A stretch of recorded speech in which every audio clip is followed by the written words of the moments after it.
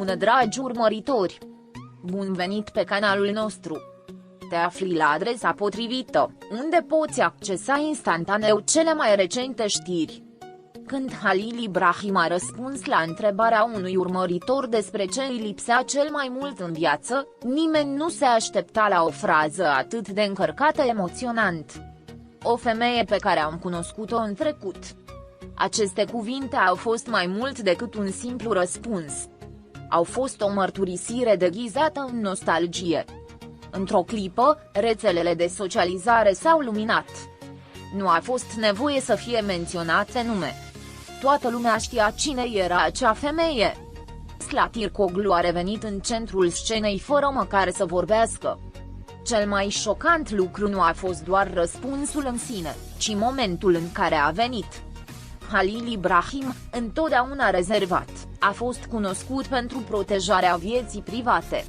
Prin urmare, deschiderea astfel, atât de bruscă, a fost interpretată ca un act fără precedent de onestitate emoțională. Nu a fost un joc median, nu a fost un truc pentru a atrage atenția. A fost un adevăr ascuns care și-a găsit în sfârșit drumul la iveală. Și acel adevăr a luat forma amintirii, a dorului, a iubirii care încă respiră în tăcere. Dar soarta s-a grăbit să acționeze.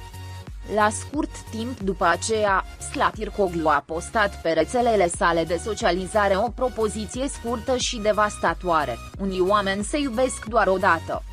Ca și cum ar fi fost un răspuns învăluit în melancolie, ca și cum cuvintele lui Halil Ibrahim ar fi transcendut timpul și mândria pentru a găsi un ecou în inima ei.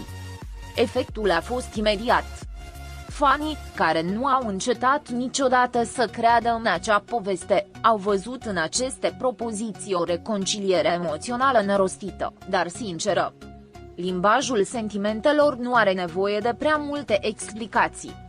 Câteva cuvinte, atunci când vin din suflet, sunt suficiente pentru a rescrie capitole neterminate. Și exact asta s-a întâmplat. Cuvintele lui Halil Ibrahim au dezgropat amintiri, au activat emoții latente și, mai presus de toate, au expus o rană care încă nu s-a vindecat. Pentru că atunci când vorbim despre trecut la timpul prezent, acel trecut încă trăiește, încă cântărește greu, încă contează. Fanii ambilor actori au început să împărtășească scene vechi, interviuri și momente comune care acum, în lumina acestor confesiuni, căpătau noi semnificații. O privire susținută, o tăcere comună, un gest trecător. Totul a fost reexaminat prin lupa unei iubiri care ar fi putut fi, sau care poate nu s-a despărțit niciodată cu adevărat. Și în acel proces colectiv, a apărut o întrebare care încă plutește în aer. Se vor împăca? Programele de televiziune s-au grăbit să abordeze subiectul. Unii experți au vorbit despre o posibilă reconciliere. Alții au fost mai precauți, subliniind că poate amândoi pur și simplu dădeau o încheiere emoțională unui ciclu important din viața lor. Dar nimeni, absolut nimeni, nu a negat forța emoțională a acelor declarații. Pentru că, în adâncul sufletului, toată lumea a înțeles că acestea nu erau doar simple postări. Aceasta a fost o conversație intimă care își găsise locul în atenția publicului. Și în timp ce lumea specula, Halil Ibrahim și Slatirkoglu au rămas tăcuți. Nu au oferit nicio clarificare, nu au acordat interviuri, nu au căutat nici să nege, nici să confirme nimic. O tăcere care, departe de a stinge flacăra, a alimentat-o și mai mult. Pentru că există tăceri care țipă.